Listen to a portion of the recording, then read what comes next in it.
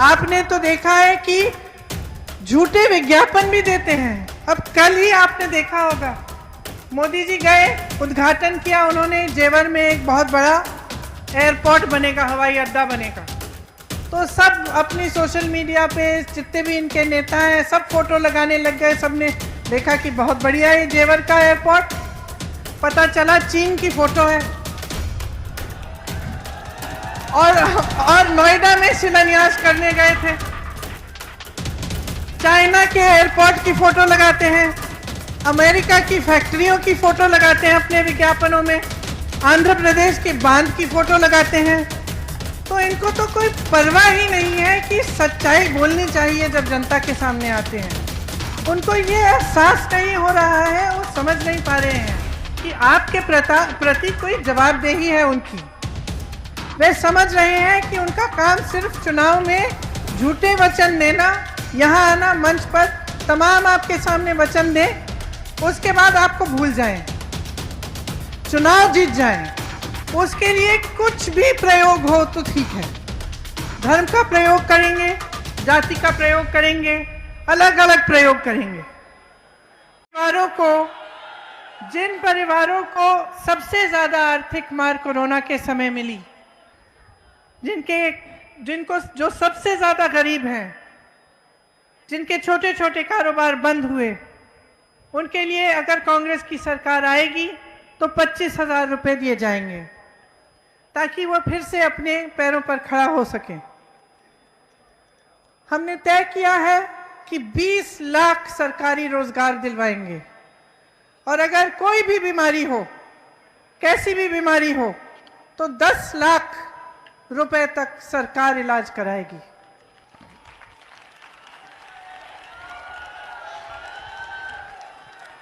एक बुंदेली कहावत है, लबरा बड़ा कि बोदा बड़ा। तो आप जानते हैं कि कौन बड़ा। योगी जी, मोदी जी, भाजपा के सब नेता यहां आकर मंच पर खड़े होकर आपके सामने झूठा प्रचार करते हैं, बड़े बड़े वचन देके जाते हैं। आपने अब खुद परख लिया है कि उन वचनों को किस तरह से वो निभाते हैं। आपने तो देखा है कि झूठे विज्ञापन भी देते हैं। अब कल ही आपने देखा होगा, मोदी जी गए, उद्घाटन किया उन्होंने, जेवर में एक बहुत बड़ा एयरपोर्ट बनेगा, हवाई अड्डा बनेगा। तो सब अपनी सोशल मीडिया पे जितने भी इनके नेता हैं सब फोटो लगाने लग गए। सबने देखा कि बहुत बढ़िया है जेवर का एयरपोर्ट। पता चला चीन की फोटो है। और नोएडा में शिलान्यास करने गए थे। चाइना के एयरपोर्ट की फोटो लगाते हैं, अमेरिका की फैक्ट्रियों की फोटो लगाते हैं अपने विज्ञापनों में, आंध्र प्रदेश के बांध की फोटो लगाते हैं। तो इनको तो कोई परवाह ही नहीं है कि सच्चाई बोलनी चाहिए जब जनता के सामने आते हैं। उनको ये एहसास नहीं हो रहा है, वो समझ नहीं पा रहे हैं कि आपके प्रति कोई जवाबदेही है उनकी। वे समझ रहे हैं कि उनका काम सिर्फ चुनाव में झूठे वचन देना, यहाँ आना, मंच पर तमाम आपके सामने वचन दें, उसके बाद आपको भूल जाएं, चुनाव जीत जाएं। उसके लिए कुछ भी प्रयोग हो तो ठीक है। धर्म का प्रयोग करेंगे, जाति का प्रयोग करेंगे, अलग अलग प्रयोग करेंगे। अब देखिए, कोई नहीं कहता कि जाति का अधिकार आपको नहीं मिलना चाहिए, आपको पूरी तरह से मिलना चाहिए। राजनीति में धर्म का, जाति का प्रतिनिधित्व पूरी तरह से होना चाहिए, लेकिन चुनाव के समय आपके विकास के मुद्दे की बात होनी चाहिए। चुनाव के समय जो भी नेता आपके सामने आए वो आपको बताए आपके लिए क्या करने जा रहा है, और चुनाव के बाद जो 5 साल है उसमें करके दिखाए, नहीं तो अगले चुनाव में आप उनको हराइए। ये बात जब तक आप नहीं समझेंगे, जब तक आप अलग अलग तरह की राजनीति के जाल में आप फंसे रहेंगे, तो आपका विकास नहीं होगा। तो जो भी आपके सामने आएगा वो समझेगा हम कुछ भी कह सकते हैं, चुनाव जीत के जाएंगे, उसके बाद हम भूल जाएंगे, तो किसी को परवाह नहीं है, कोई हमसे जवाब नहीं मांगेगा। मैं आपसे ये कहने आई हूं यहाँ आपकी अपनी शक्ति एक बहुत बड़ी शक्ति है, इसे पहचानिए, जवाब मांगिए और मुद्दों पर मांगिए। अगर सिंचाई का पानी नहीं है तो क्यों नहीं है? अगर बड़े बड़े हवाई जहाजों को खरीदने का पैसा है, हजारों करोड़ हैं, तो आपके बकाए माफ क्यों नहीं हो रहे हैं? अगर उद्योगपति, बड़े बड़े उद्योगपति मित्र जो हैं भाजपा के, अगर हजारों करोड़ कमा रहे हैं हर रोज, तो आप 27 रुपए क्यों कमा रहे हैं? आप कब पूछेंगे ये सवाल?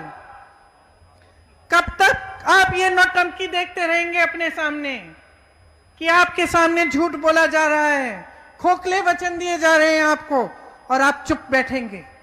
मैं जानना चाहती हूं आपसे, क्या आप आवाज उठाने के लिए तैयार हैं कि नहीं?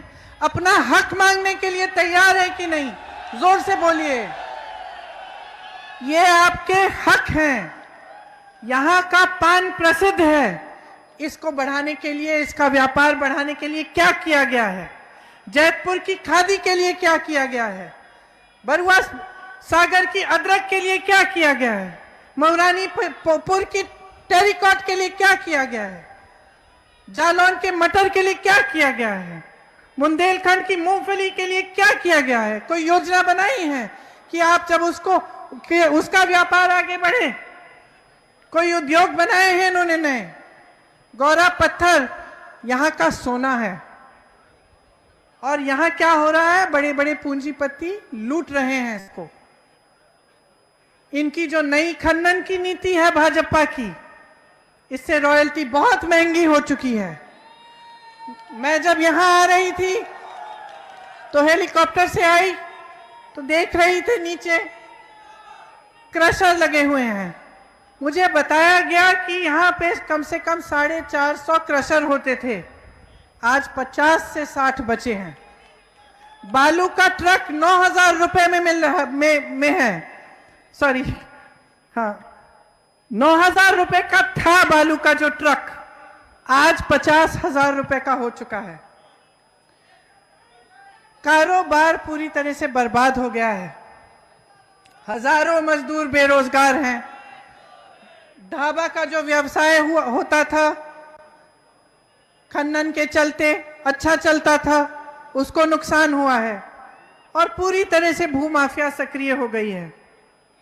भाजपा की मित्र बड़ी बड़ी बाहरी कंपनियों को ला रहे हैं यहां पे, लेकिन स्थानीय लोगों को कुछ नहीं मिल रहा है। अधिकारियों ने एक वसूली गैंग बना रखी है। आपने देखा होगा कि कबरई के क्रशर कारोबारी इंद्रकांत त्रिपाठी की किस तरह से हत्या हुई। आज भी उनके हत्यारे फरार हैं, आज भी उनको पकड़ा नहीं है। बुंदेलखंड पर्यटन में बुंदेलखंड एकदम आगे बढ़ सकता था। यहां अपार संभावनाएं हैं। भाजपा के विधायक पर्यटन के नाम पर जमीन कब्जे कर रहे हैं, अवैध धंधा कर रहे हैं, गौशालाओं के नाम पर धंधा कर रहे हैं। गौशालाओं की बुरी हालत है। यहां के संसाधनों पर किसका हक है? सबसे पहला हक आपका है, किसी और का हक नहीं है। अगर आपको बदलाव लाना है तो सबसे पहले राजनीति में बदलाव लाना पड़ेगा। सबसे पहले आपको ऐसे नेता चुनने पड़ेंगे जो सिर्फ वचन और बड़े बड़े भाषण नहीं, लेकिन काम करके दिखाएंगे आपके लिए।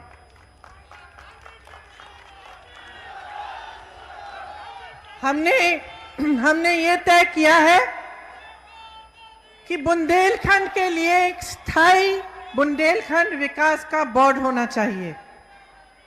भाजपा की तरह चुनावी बोर्ड नहीं, एक स्थायी विकास का बोर्ड जो यही हो, जहां से आपकी जो समस्याएं हैं वो यहां से ही हल हो सकें।